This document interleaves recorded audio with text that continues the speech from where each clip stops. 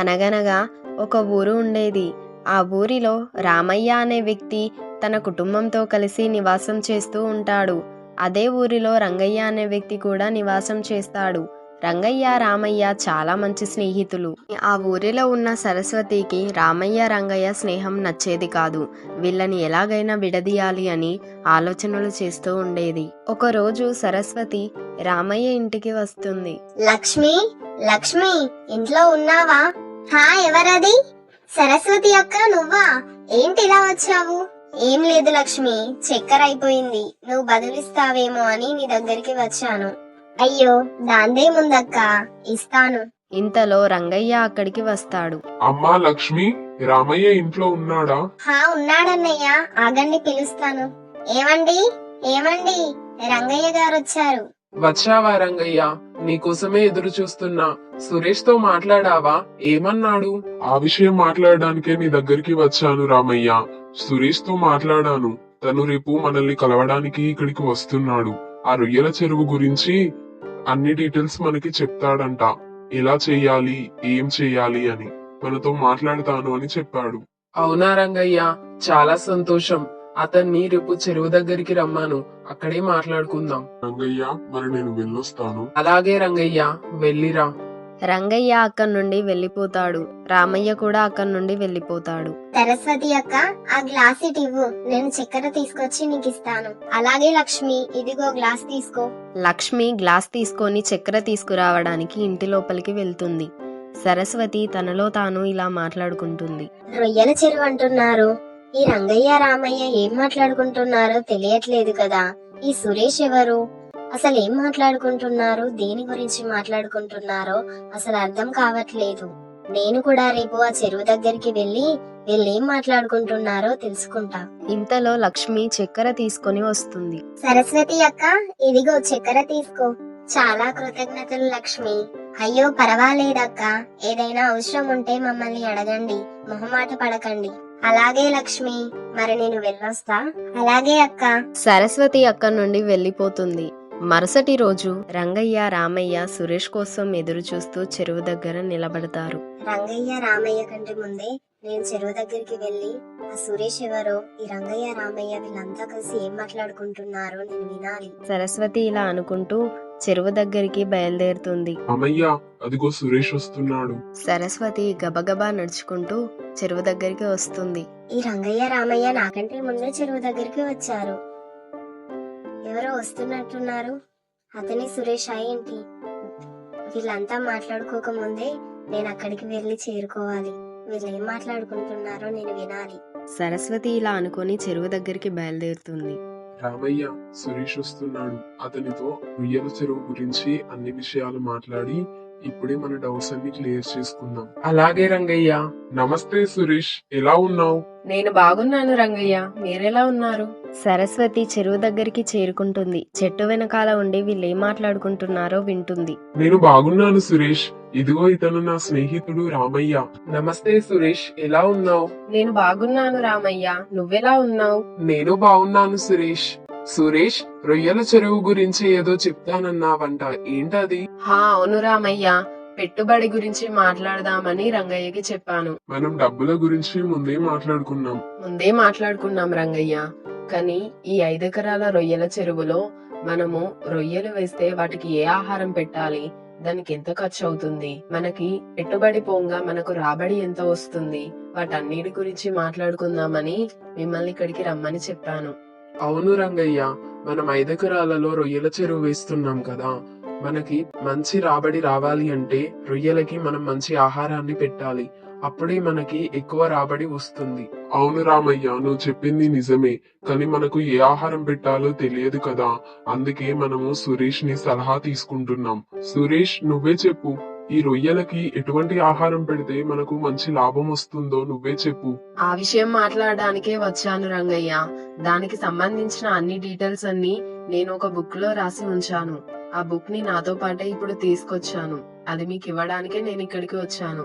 అవునా, చాలా మంచి పని చేసావు సురేష్. ఆ డీటెయిల్స్ అన్ని చెప్పాలంటే చాలా సమయం పడుతుంది రంగయ్య.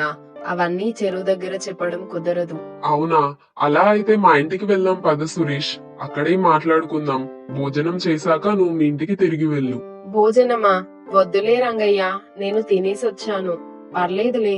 అరే అలా అంటావేంటి సురేష్? రంగయ్య చాలా బాగా వంట చేస్తాడు. మనము భోజనం చేశాక ఈ డీటెయిల్స్ అన్ని మాట్లాడుకుందాం. పద, ఇంటికి వెళ్దాం. అవునా రంగయ్య, నీకు వంట చేయడం వచ్చా? అయితే పద, ఈరోజు భోజనం నేను మీ ఇంటికాడనే చేస్తాను, నువ్వే వండాలి మరి. రామయ్య, సురేష్, రంగయ్య వాళ్ళు రామయ్య ఇంటికి వెళ్తారు. ఇదా సంగతి. రామయ్య రంగయ్య ఇద్దరు కలిసి రొయ్యల వ్యాపారం చేస్తున్నారా? 5 ఎకరాల చెరువులో రొయ్యలను పెంచుతున్నారా? మీ వ్యాపారం కొనసాగకుండా నేను చేస్తా. మీ వ్యాపారం కొనసాగకుండా నేను చేస్తా. ఎలాగైనా మీ ఇద్దరిని నేను విడదీసి ఈ రొయ్యల చెరువు అనే వ్యాపారాన్ని నేను ఖచ్చితంగా ఆపుతా. రంగయ్య, రంగయ్య, ఏంటి సరస్వతి ఇలా వచ్చావు? ఏం లేదన్నయ్య, నేను లక్ష్మి వాళ్ళ ఇంటికి వెళ్తున్నాను. దారిలో మీ ఇల్లు కూడా ఉంది కదా, నువ్వేం చేస్తున్నావో అని అలా పలకరించి వెళ్ళడానికి వచ్చాను. భోజనం చేసావా అన్నయ్య? ఇంకా లేదమ్మా సరస్వతి, భోజనం చేయాలి. అవునా అన్నయ్య, సరే కాని నువ్వు రామయ్య ఇద్దరూ కలిసి ఏదో రొయ్యల వ్యాపారం చేస్తున్నారంట కదా? అవునమ్మా సరస్వతి, నీకెవరు చెప్పారు? లక్ష్మి చెప్పిందన్నయ్య. ఇంతకీ పెట్టుబడి ఎంత అవుతుంది? ఎవరెంత పెట్టుబడి పెడుతున్నారు? రామయ్య సగం, నేను సగం పెట్టి చేస్తున్నాం సరస్వతి. భూమి నాదే. ఊరి చివరన మా 5 ఎకరాల భూమి ఉంది కదా, దాన్ని చెరువుగా మార్చి దాంట్లో రొయ్యలు పెంచి వ్యాపారం చేద్దామని ఆలోచన చేశాం.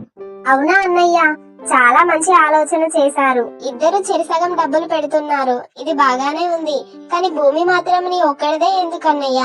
రామయ్య కూడా 3 ఎకరాల భూమి ఉంది కదా, అది కూడా ఈ చెరువు పక్కనే ఉంది. 3 ఎకరాలలో 2 ఎకరాల భూమిని ఈ చెరువులో కలుపుకోవచ్చు కదా. మీరిద్దరూ కలిసి చెరు 2 ఎకరాలతో 4 ఎకరాలలో వ్యాపారం చేయొచ్చు అన్నయ్య. నిజమేనమ్మా సరస్వతి, నువ్వు చెప్పింది. నాకసలు ఈ ఆలోచన రాలేదు. రామయ్య 2 ఎకరాలు ఈ చెరువులో కలుపుకుంటా అని నేను వెళ్లి రామయ్యని అడుగుతా. నాకు తెలిసి రామయ్య ఒప్పుకోడన్నయ్య. ఎందుకు ఒప్పుకోవడమ్మా సరస్వతి? వాడు నా చిన్ననాటి స్నేహితుడు, నా నమ్మకస్తుడైన స్నేహితుడు. ఖచ్చితంగా వాడు ఒప్పుకుంటాడమ్మా, నాకు ఆ నమ్మకం ఉంది. నాకు తెలిసి రామయ్య ఒప్పుకోడన్నయ్య. ఎందుకంటే అతనికున్న 3 ఎకరాలలో ఖచ్చితంగా పంట వేస్తాడు, పండిస్తాడు. వాటితో వచ్చిన డబ్బులతో అతను కొన్ని దాచుకుంటాడు, కొన్ని వడ్డీకి ఇస్తాడు, కొన్నింటిని నీకు పెట్టుబడిగా రొయ్యల చెరువుకి ఇస్తాడు. అంతేకాని కంప్లీట్ గా ఆ 2 ఎకరాలు ఇందులో కలుపుకోవడానికి రామయ్య ఖచ్చితంగా ఒప్పుకోడు. నా మాట విని ఆ 5 ఎకరాలు చెరువు నువ్వే చేసుకో అన్నయ్య. రొయ్యలు నువ్వు ఒక్కడివే పెంచుకో. ఆ రామయ్యని నీ పొత్తులో కలుపుకోకు. అతడు కొన్ని డబ్బులే పెడతాడు, వచ్చిన లాభంలో సగం తీసుకుంటాడు. భూమి మొత్తం నీదే కాబట్టి లాభం కూడా నీదే అన్నయ్య. పెట్టుబడికి ఎందుకు భయపడుతున్నావన్నయ్య? నీకేమైనా డబ్బులు తక్కువగా ఉన్నాయా చెప్పు. అవునమ్మా సరస్వతి, నువ్వు చెప్పింది నిజమే. డబ్బులు చెరిసగం పెట్టినప్పుడు భూమి కూడా ఇద్దరం కలిసే చేయాలి, లేదంటే ఎక్కడైనా కౌలుకు తీసుకొని చేయాలి. కానీ మొత్తం నా సొంత భూమిలోనే చేస్తున్నా కాబట్టి లాభమైన నష్టమైనా నాకే రావాలి. నేను రామయ్యతో వెళ్లి మాట్లాడుతాం. ఒకవేళ అతను 2 ఎకరాలను నా చెరువులో కలపడానికి అతను ఒప్పుకుంటే అతన్ని నాతో పాటుగా వ్యాపారంలో కొనసాగించుకుంటా, లేదంటే అతన్ని నా వ్యాపారం నుండి పక్కకు తొలగిస్తా. నేనొక్కనే వ్యాపారం చేస్తాను సరస్వతి. ఇప్పుడు సరియైన మాట మాట్లాడావన్నయ్య. ఆ రామయ్యకు పెట్టుబడి పెట్టడం చేత కాదు, డబ్బులు పెట్టడం చేత కాదు. కానీ డబ్బులు వస్తే మాత్రం సంతోషంగా తీసుకుంటాడు. ఇప్పుడు ఈ రొయ్యల చెరువులో లాభం వస్తే ఖచ్చితంగా సమానంగా తీసుకుంటాడు. కానీ రొయ్యల చెరువు ఎవరిది? ఆ భూమి ఎవరిది? అదంతా నీది. కానీ లాభం ఎవరికి? రామయ్యకు. ఒక్కసారి ఆలోచించన్నయ్యా. అతన్ని ఈ వ్యాపారం నుండి పక్కకు తొలగించడమే నీకు చాలా మంచిది. అవునమ్మా, సరి అయిన సమయానికి నువ్వు వచ్చి నాకు అర్థమయ్యేలా చెప్పావు. నీకు చాలా కృతజ్ఞతలు సరస్వతి. నేను ఇప్పుడే వెళ్లి రామయ్యను అడుగుతా, ఏమంటాడో చూస్తా. అలాగే అన్నయ్య, వెంటనే వెళ్ళు. రంగయ్య రామయ్య ఇంటికి బయలుదేరతాడు. ఇప్పుడు రంగయ్య రామయ్య వ్యాపారం ఎలా సాగుతుందో నేను చూస్తా. ఎలాంటి చిచ్చు పెట్టాలో అలాంటి చిచ్చే పెట్టా. ఇప్పుడు ఇది రగిలి ఒక మంట అయ్యి దహించేస్తుంది. రంగయ్య రామయ్య ఇంటికి వెళ్తాడు. రామయ్య, రామయ్య, ఇంట్లో ఉన్నావా? ఉన్నాను రంగయ్య. ఏంటి ఇలా వచ్చావు? రొయ్యల చెరువు గురించి మాట్లాడడానికి వచ్చాను రామయ్య. రొయ్యల చెరువు గురించా? రొయ్యల చెరువు గురించి మాట్లాడడానికి ఏముంది రంగయ్య? మనం ఇంటి దగ్గరే సురేష్ ముందు మాట్లాడుకున్నాం కదా, ఇంకా ఏముంది మాట్లాడడానికి? అదేంటంటే ఊరి చివరన ఉన్న 5 ఎకరాల భూమిలో చెరువు తవ్వించి రొయ్యలు పెంచడం వల్ల నాకు లాభం వచ్చినట్లు అనిపించడం లేదు. అందుకే 3 ఎకరాలు నేను పంట వేసుకుంటాను. నీ 3 ఎకరాల భూమి కూడా నా భూమి పక్కనే ఉంది కదా రామయ్య. నీ 2 ఎకరాల భూమి నా 2 ఎకరాల భూమి కలిపి చెరువు తవ్వించి దాంట్లో మనము రొయ్యల పెంపకం చేసి రొయ్యల వ్యాపారం చేద్దాం. ఏంటి రంగయ్య ఇప్పుడు ఇలా మాట్లాడుతున్నావు? నేను పంట పొలం చేసుకోవడానికి అన్ని సిద్ధం చేసుకున్నాను. ఇప్పుడు ఈ టైంలో నువ్వు ఇలా మాట్లాడుతున్నావేంటి? నేను అలా 2 ఎకరాల భూమిని చెరువు తవ్వించడానికి నేను ఇవ్వను రంగయ్య. దయచేసి నన్ను క్షమించు. ఎందుకు ఇవ్వవు రామయ్య? నేను 5 ఎకరాల భూమిని చెరువు తవ్వించడానికి ఒప్పుకున్నావు, కానీ నీ 2 ఎకరాల భూమిని నా చెరువులో కలుపుకుంటాను అంటే వద్దంటున్నావు. ఇదెక్కడి న్యాయం? మనమంతా మాట్లాడుకొని తీరా చెరువు తవ్వించే టైంకి నువ్వు ఇలా మాట్లాడుతున్నావేంటి రంగయ్య? మనం ముందే మాట్లాడుకున్నాం కదా నీ 5 ఎకరాల భూమిలోనే చెరువు తవ్వించాలి అని. అంటే ఇప్పుడు నీ ఉద్దేశం ఏంటో నాకు అర్థమైంది. నా 5 ఎకరాల భూమిని తవ్వించి దాన్ని చెరువుగా మార్చి దాంట్లో మనం రొయ్యలు పెంచి దానితో మనం వ్యాపారం చేస్తే దాంట్లో వచ్చిన డబ్బులను చెరి సమానంగా తీసుకోవాలి. అంతేనా రామయ్య? కానీ నువ్వు మాత్రం 1 రూపాయి కూడా పెట్టవు, అంతేనా? నా గురించి నీకు తెలియదా రామయ్య? నా దగ్గర అంత డబ్బులు ఎక్కడి నుండి వెళ్తాయి చెప్పు? నీకంటే 8 ఎకరాల భూమి ఉంది, 3 ఎకరాలు వేరే దగ్గర ఉంది. ఇది 5 ఎకరాల భూమి, కానీ నాకున్నది ఆ 3 ఎకరాలు మాత్రమే. నీ స్వార్థం ఏంటో నాకు అర్థమైంది రామయ్య. నీ తెలివి ఎలా ప్రదర్శిస్తున్నావో కూడా నాకు అర్థమైంది. ఛీ, నీలాంటి స్వార్థపరుడితో నేను ఇన్నాళ్ళు స్నేహం చేసినందుకు సిగ్గుపడుతున్నా. ఇక నుండి నీ మొహాన్ని నాకు చూపించకు. నేనేమో నష్టపోవాలి, నువ్వేమో లాభపడాలి. ఇదే కదా నీ ఉద్దేశం? దయచేసి అలా మాట్లాడకు రంగయ్య. నువ్వు అలా మాట్లాడితే నాకు చాలా బాధేస్తుంది. దయచేసి అలా మాట్లాడకు. నా దగ్గర డబ్బులుంటే నేను నీకు ఇవ్వనా చెప్పు? ఎందుకు ఇలా మాట్లాడుతున్నావు? నేను డబ్బు కోసం చూసే మనిషిలాగా కనబడుతున్నానా? నన్ను అర్థం చేసుకుంది నువ్వు ఇంతేనా? ఇన్ని రోజుల మన స్నేహంలో ఇదేనా నువ్వు నన్ను అర్థం చేసుకుంది? ఛీ నీచుడా, నీలాంటి స్వార్థపూరితమైన మనిషితో నేను ఇన్ని రోజులు స్నేహం చేసినందుకు సిగ్గుపడుతున్నా. ఇక నుండి నీ మొహం నాకు చూపించకు. నీతో స్నేహం వద్దు, నీతో కలిసి ఆ వ్యాపారం చేయడము వద్దు. ఆ పెట్టుబడేదో నేనే పెట్టుకొని నేనొక్కనే ఆ వ్యాపారం చేసుకుంటా. కోపంతో రంగయ్య అక్కడి నుండి వెళ్లిపోతాడు. రామయ్య బాధపడుతూ ఉంటాడు. రంగయ్య, రామయ్యతో మాట్లాడావా? ఏమన్నాడు? నువ్వు చెప్పినట్టే రామయ్య తన 2 ఎకరాలు నా చెరువులో కలపడంట సరస్వతి. నేనొక్కనే నా 5 ఎకరాలలో చెరువు తప్పించుకొని రొయ్యల పెంపకం చేసి రొయ్యల వ్యాపారం చేస్తానని చెప్పేసి నీ మొహం కూడా ఇక నాకు చూపించకని వచ్చేసాను సరస్వతి. అవునా అన్నయ్య, చాలా మంచి పని చేశావు. అలాంటి పెట్టుబడి పెట్టని వ్యక్తితో నువ్వు వ్యాపారం చేస్తే నీకే చాలా నష్టం అన్నయ్య. ఇప్పుడు చాలా మంచి నిర్ణయానికి వచ్చావు. సరే అమ్మా సరస్వతి, నేను వెళ్తాను మరి. అలాగే అన్నయ్య. రంగయ్య అక్కడి నుండి తన ఇంటికి వెళ్లిపోతాడు. రంగయ్య రామయ్య మాట్లాడుకోకపోవడం వారం రోజులు గడుస్తుంది. నేను మా చుట్టాల ఇంటికి వెళ్తున్నాను. వచ్చేసరికి వారం రోజుల టైం పడుతుంది. కానీ ఈ సమయంలో ఏం జరుగుతుందో నాకు తెలియదు కదా. ఈ రంగయ్య రామయ్య ఒకవేళ కలిసిపోతే నా ప్లాన్ అంతా వేస్ట్ అవుతుంది. ఎందుకైనా మంచిదే ఒకసారి రంగయ్య ఇంటికి వెళ్లి రంగయ్య రామయ్యతో మాట్లాడకుండా ఉండడానికి రంగయ్యకు ఏదో ఒకటి చెప్పి రామయ్యతో మాట్లాడకుండా రామయ్యతో కలిసి వ్యాపారం చేయకుండా వాళ్ళిద్దరు విడిపోవడానికి రంగయ్య దగ్గరికి వెళ్లి ఏదో ఒకటి చెప్తా. ఇప్పుడు నేను రంగయ్య ఇంటికి వెళ్ళాలి. సరస్వతి ఇలా అనుకుని రంగయ్య ఇంటికి వెళ్తుంది. రంగయ్య, రంగయ్య. ఏంటమ్మా సరస్వతి ఇలా వచ్చావు? అదేం లేదన్నయ్య, నేను మా చుట్టాల ఇంటికి వెళ్తున్నాను. వచ్చేసరికి వారం రోజుల టైం పడుతుంది. నిన్ను పలకరించి వెళ్దామని వచ్చాను. అవునా సరస్వతి? అవునన్నయ్య. అన్నయ్య, మళ్ళీ రామయ్యతో నువ్వు వ్యాపారం చేద్దాం అనుకుంటున్నావా? లేదమ్మా సరస్వతి, నేనెందుకు ఆ మోసగాడితో వ్యాపారం చేస్తాను చెప్పు. లేదు, వాడితో స్నేహం కూడా నేను చెయ్యను. అవునన్నయ్య, ఆ రామయ్య మోసగాడు. వాడితో స్నేహం చేయొద్దు, వాడితో కలిసి వ్యాపారం కూడా చేయొద్దు. నువ్వైతే వాడి స్నేహం నుండి వాడి మోసం నుండి అయితే తప్పించుకున్నావన్నయ్య. సరస్వతి, నాకు పొలం దగ్గర కొంచెం పనుంది, నేను వెళ్తానమ్మా. నువ్వు జాగ్రత్తగా మీ చుట్టాలింటికి వెళ్ళు. అలాగే అన్నయ్య. రంగయ్య అక్కడి నుండి వెళ్లిపోతాడు. సరస్వతి తనలో తాను ఇలా మాట్లాడుకుంటుంది. రంగయ్య రామయ్యతో మాట్లాడే ప్రసక్తే లేదు. రంగయ్య మాటల్లో తెలుస్తుంది. ఎట్లాగైతే ఏముంది, నేను రంగయ్యని రామయ్యని విడదీశాను. వాళ్ళ స్నేహాన్ని చెడగొట్టాను. వాళ్ళ వ్యాపారాన్ని కూడా కొనసాగకుండా చేశాను. ఇప్పుడు నాకు చాలా సంతోషంగా చాలా ప్రశాంతంగా ఉంది. ఇప్పుడు నేను సంతోషంగా మా చుట్టాల ఇంటికి వెళ్తాను. సరస్వతి అక్కడి నుండి వెళ్ళిపోతుంది.